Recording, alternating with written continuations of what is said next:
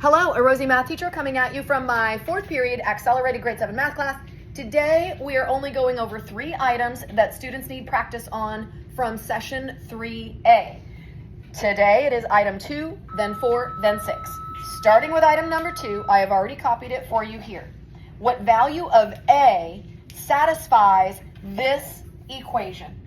So what I highly recommend is that you ask yourself, what would I do from this power of -3 raised to this power of -3? I would write my base 5 with my new exponent after multiplying those. I would then say, what about 5 to the first power? Also applying to the -3 power. So over top of base of 5, new exponent by multiplying 1 times -3. Then I will see that I have a 5 to an exponent over top of 5 to an exponent. Class, when multiplying same bases, we add the exponents. When dividing same bases, Subtract. so what would I do with the exponents at that moment? Add. Okay, because they're over a fraction bar, over and under a fraction bar, when dividing same bases, subtract. So I would subtract those exponents. Some kids get a little confused if there's a negative in the denominator section. But if there is, no worries. Just copy whatever your initial exponent is in the numerator section. And then copy in your calculator minus. And if the next number is negative, you go ahead and enter that. Let's say it's -20. It's not. But if it were, this is how it would look. Number in your calculator minus the negative number in the denominator, if it's a negative. If it is not a negative, you would just do number at the top minus number at the bottom. Either way, you are subtracting the exponent from the numerator minus the exponent from the denominator. Then on the other side of your equation, you would have 5 to the 10th to the second power. That would be power of a power on only one base. So you multiply those exponents stacked. Make sure you do 10 times 2, write your new value of 5 to that level, and then times value of 5 to the level of A times 2, I would write it as 2A. What you end up with is you end up with a base of 5 on the left with a certain exponent equaling a base of 5 on the right with a certain exponent being multiplied by a base of 5 with 2A exponent. What needs to happen with these two exponents that I'm highlighting in teal is that when they get what together?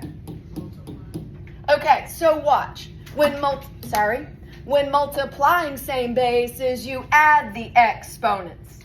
Guys, since these same bases are being multiplied, what would I write up separately out to the side, anywhere I've got white space?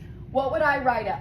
This exponent plus this exponent equaling this exponent, which I would already know. A is the only thing we're trying to find. Once you have written that up, solve that equation to find the value of A. Remove your constant value from both sides, then divide by what on both sides? By 2, and you will find your value for A. That is all I'm saying about number 2. Move on to look at number 4. Which of the following are equivalent to the following item? 3 to the second to the -3rd over top of 3 to the -4. Guys, this time, your exponent to the third only applies to the numerator piece.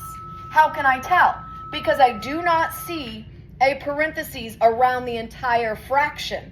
If I did, then the extra power of to the -3rd would apply to both exponents. It does not, because your parentheses is only around 3 to the second. So 3 to the second to the -3rd, multiply those, get your new value of 3 over top of 3 to the -4. Then what will you do with both of these values? What will you do with these two exponents? I hope you would subtract. Remember, when dividing same bases, subtract the exponents. You will subtract top one minus lower one. All right? That will help you figuring if it's A, B, or C.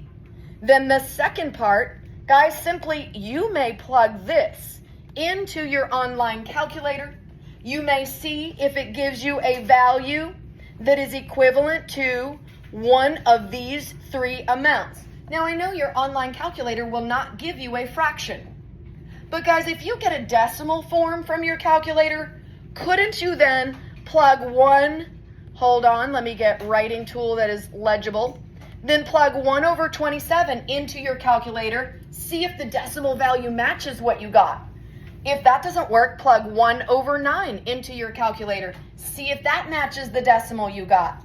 Obviously, 27, you wouldn't need to find a decimal, that's already a whole number. Moving on. Item number 6 is the last item I'm going to talk about for today, probably the hardest one on all of the items I'm hoping my class will finish today. Notice that every time there is a comma, it is because they are wanting you to think of it as a new and different amount each time after the comma. All right, so I would enter into my calculator 6 take away square root of 10.